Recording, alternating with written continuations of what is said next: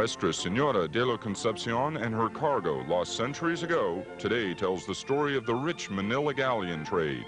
A history once lost is now recovered.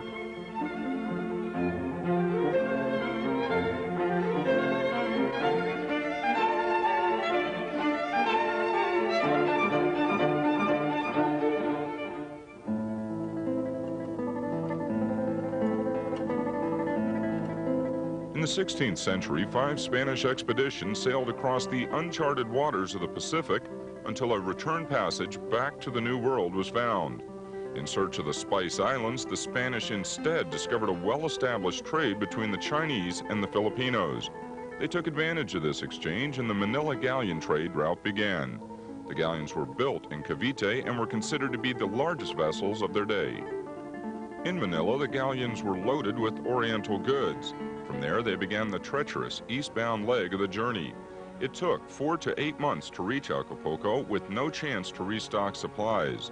During each voyage, 15 to 20% of the crew died. When or if the ship made it safely to port, the goods were sold at a high profit. That profit was in the form of silver coin, which was loaded on the galleon. The ship then set sail on the relatively calm westward leg back to Manila. The men who sailed this route did so for 2 reasons: profit and the spread of religion. Were those who were clerics on the religious end, that they were motivated by the challenge of converting, the heathens in the Marianas, in the Philippines, carrying the word of, God. And then you have a large number of businessmen and government officials, and they were there because they could make a fortune. If you served a few years overseas, with what you made, if you turned that into cargo and then you took it back to the New World and then back to Spain, you could sell it for, 400, 500 times what you got it for. And with one voyage, if you were lucky, you'd be able to live off that for the rest of your life. A galleon or flotilla of galleons sailed only once a year from Manila, but that one trip sustained the colony for an entire year and was the center of the economy. When a ship was lost, Manila was thrown into a depression. The Nuestra Senora de la Concepcion's journey seemed doomed from the start. The very powerful and corrupt Governor General of Manila loaded his valuable goods onto the galleon and then would trust no one but his young and inexperienced nephew to sail it. And the governor put him in charge to oversee his personal fortune, which was on board the vessel. Unfortunately, he couldn't maintain discipline, and the sailors and the passengers started fighting, and many were killed or wounded. And during the fighting, apparently the ship broached, turned sideways to the wind when it was not attended properly, and all this masts were broken off. Then the ship apparently was pushed westward to Saipan. Caught in a typhoon, the galleon was smashed to pieces on the jagged coral reef of Aguiguin Point. Most of the 400 passengers and crew drowned and sank out of sight, along with the cargo from which they had hoped to reap such great profit. Many of those who did make it to shore were killed by Chamorros who attacked them with sling stones.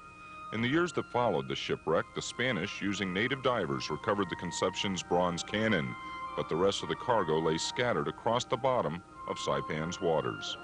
In 1986, Pacific Sea Resources signed a contract with the Commonwealth of the Northern Mariana Islands.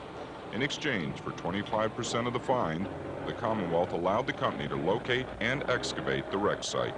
Well, nobody's ever found one of these Manila galleons before, so we're breaking new territory. When they started the project, the company did not know exactly what they would find, as the Concepcion had no manifest. They did know, however, that similar manifests of the day were not accurate, as traders did not want to pay taxes on any more goods than they had to. After a survey period of 4 months in 1987, the research vessel Tengar anchored off the coast of Saipan from January to July of 1988.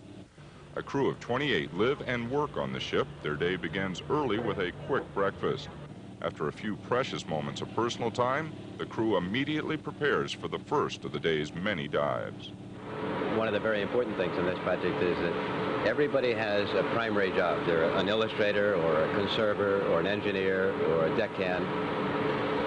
And then they have a secondary activity, which is diving. And 25 out of 28 people on board dive.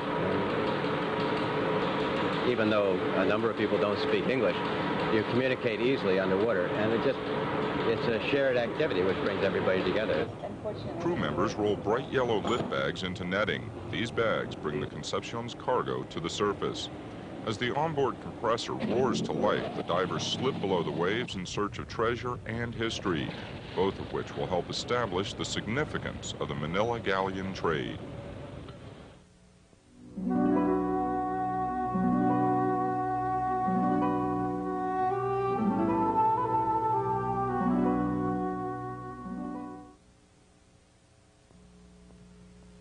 Your favorite family supermarket just got better. Bunny Market in Dedido is all new. We've expanded everything from our variety to our size. You'll love our new wide aisles and our new hours. We're open from 7 a.m. till 11 p.m. every day.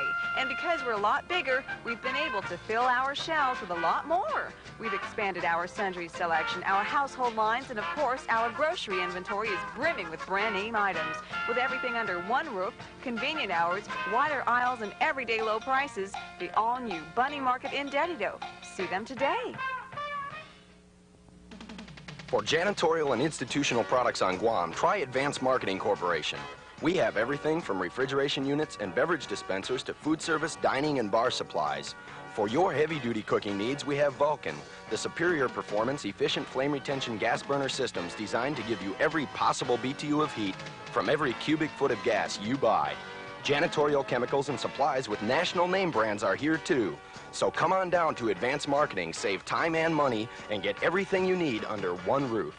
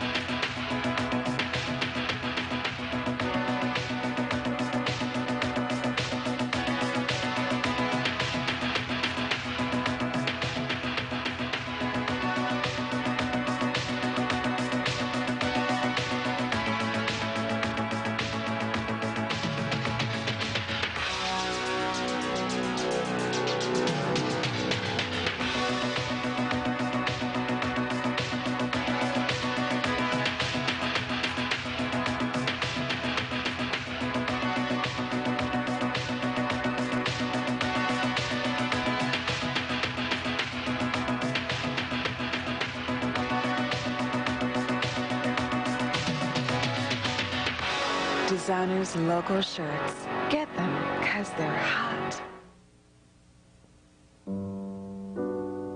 The Tengar is outfitted with the latest in computers and salvage equipment, but the first step in excavation involves manual labor as divers remove large rocks and measure and chart the area in approximately 10-foot grids, a long and monotonous job.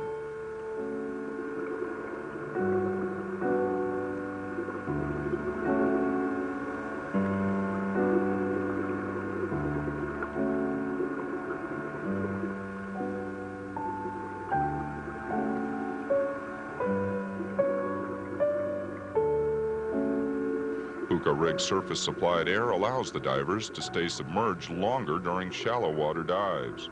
Each day on the wreck site involves sifting through layers of rock and sand, mapping, marking, and photographing practically every inch of a square mile of seabed. The workhorse of the project is the ductor. This machine sucks centuries of silt and debris out of the reef's crevices. Underneath the sediment lies the Concepcion's treasures. The gullies we've got down here are filled with coral rubble and sand up to 10 feet deep in some places. So we use these. This is a 10-inch adductor. It's the biggest one we got. This one here is an 8-inch adductor. And you can just power through that, removing all the rubble and very, very fast. It's a very powerful suction. The suction is strong enough to break the fingers of careless divers. Metal detectors are also used to try and locate nails, cannonballs, and musket shot, but more often than not, they found artifacts from World War II. The search for the remains of the Concepcion is a slow and methodical process, as the artifacts are strewn across the ocean floor in depths ranging from 20 to 265 feet. It's scattered over a tremendous